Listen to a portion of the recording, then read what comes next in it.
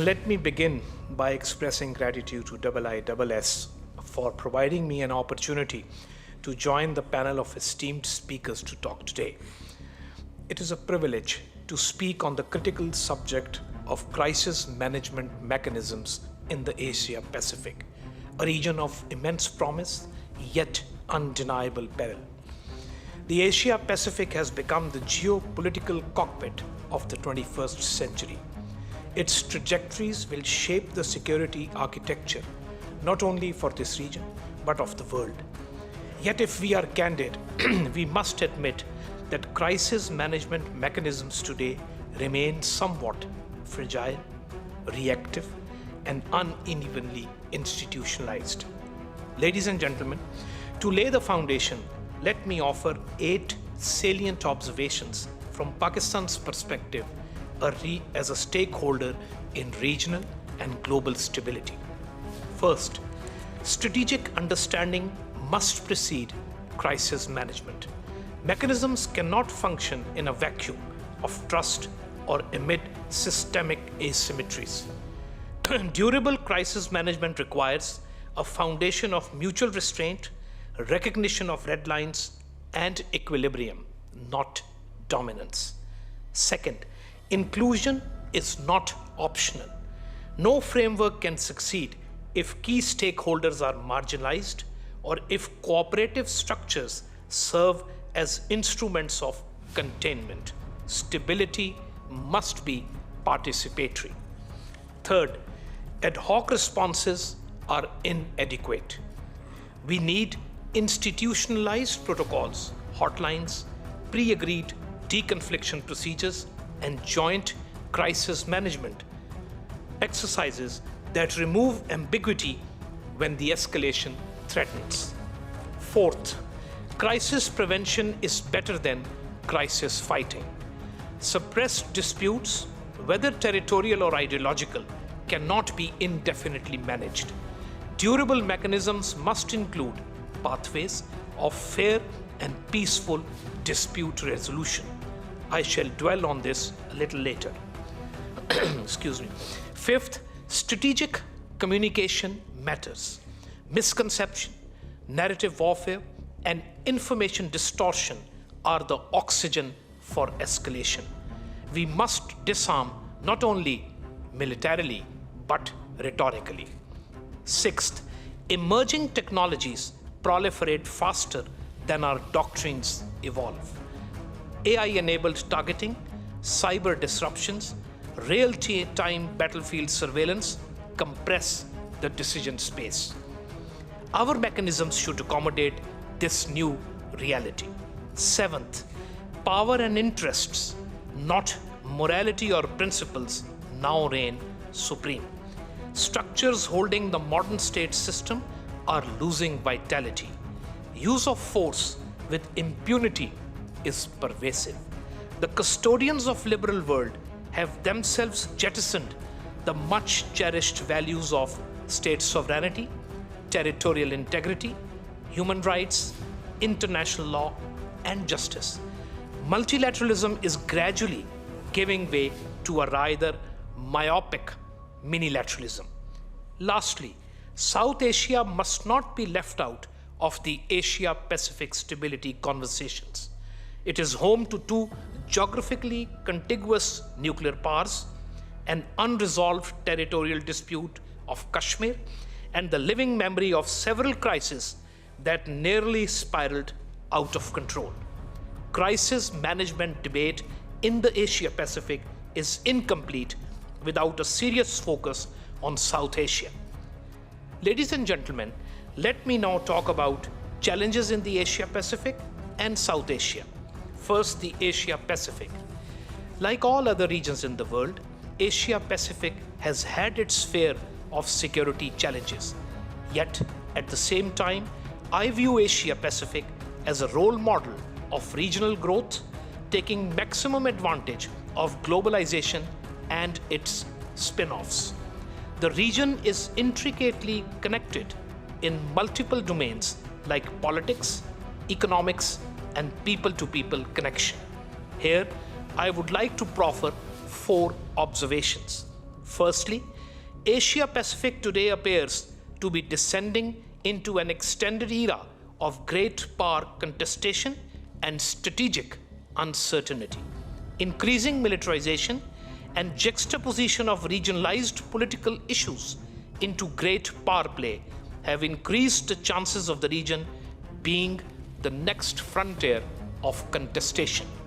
Secondly, since the end of World War II, Asia-Pacific has largely been guided by extra-regional powers and consequently an institutional security architecture organic to the region itself with crisis oversight and management structures are missing exactly when they are direly needed. Thirdly, it is inevitable to recognize the rise of all great nations of Asia-Pacific who rightfully claim their own share of strategic significance and an independent voice in institutional mechanisms meant to manage their region. This implies that mechanisms transplanted into this region from outside the region will not have local respect and recognition.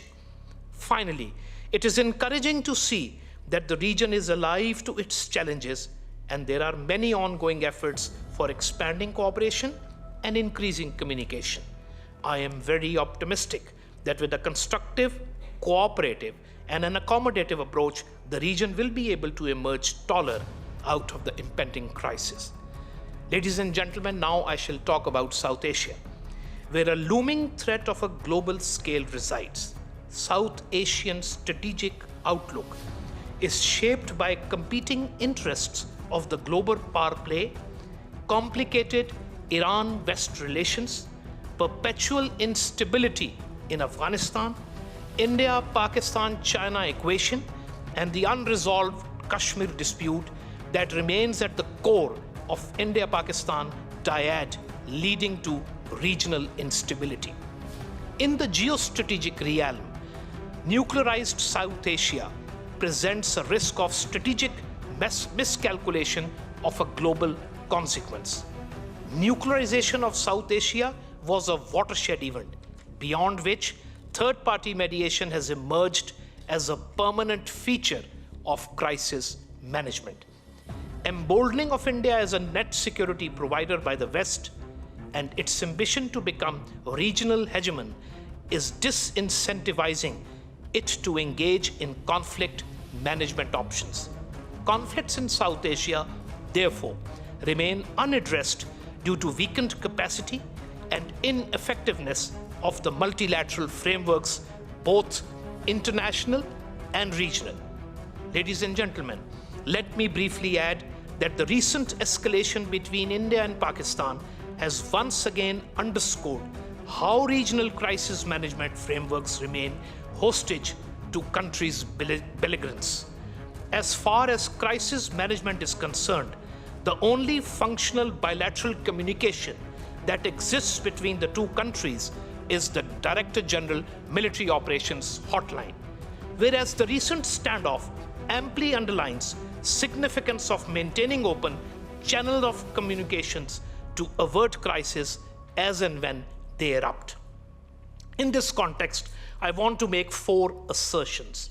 First, post-Pahalgam, the threshold of an escalatory war has come dangerously low, implying greater risk on both sides, just not in the disputed territory, but all of India and all of Pakistan. This is extremely detrimental to investments, trading, and development needs of 1.5 billion people of both countries. Secondly, in future, given the Indian policies and polity's extremist mindset, absence of a crisis management mechanism may not give enough time to the global powers to intervene and effect cessation of hostilities. They will be probably too late to avert damage and destruction. Just take a few minutes. Thirdly, the weaponization of water by holding Indus Water Treaty in abeyance is in total defiance of the international laws, since it is an existential threat for the people of Pakistan. If there is any effort to stop, divert, or delay the Pakistan's share of water, as clearly spelled out by our National Security Committee, it could be considered as an act of war. India, in violation of the UN Charter, carried out illegal and unjustified air and missile strikes targeting civilian infrastructure, including the places of worship, resulting into the loss of innocent civilian lives, including women and children. The assumption that Pakistan would not react to the violation of its sovereignty or territorial integrity actually lacks elementary strategic sense. Ladies and gentlemen, loss of innocent lives in Pahalgam, as well as India's aggression against Pakistan, which also killed innocent men, women, and children, are both equally condemnable. Pakistan has always proffered negotiated and diplomatic solutions and repeatedly offered full cooperation to India to work on all contentious issues. I'll just take 2 minutes going to the recommendations. Pakistan desires a peaceful coexistence with India based on mutual respect, sovereign equality, and most importantly, dignity and honor. Moving forward, 4 recommendations. In both Asia Pacific and South Asia, we need not have new mechanisms. We need to re-energize and strengthen existing bilateral, regional, and multilateral frameworks. Both Asia Pacific and South Asia need to take up the mantle of keeping global institutions relevant and effective. States need to communicate more and more often and more effectively. Finally, it has become imperative to move beyond conflict management towards conflict resolution. This will ensure sustainable peace and an assured crisis management. Finally, for an enduring peace in South Asia, an early resolution of Kashmir in line with the UN Security Council resolutions and as per the aspirations of people is essential. I believe that institutions have a solemn responsibility to promote strategic discipline, to preserve communication even amidst crisis. And then I would finally say that we seek a principled order, an order anchored in sovereign equality and restraint. In this, crisis management is not merely a set of tools, but a strategic ethic. I thank you.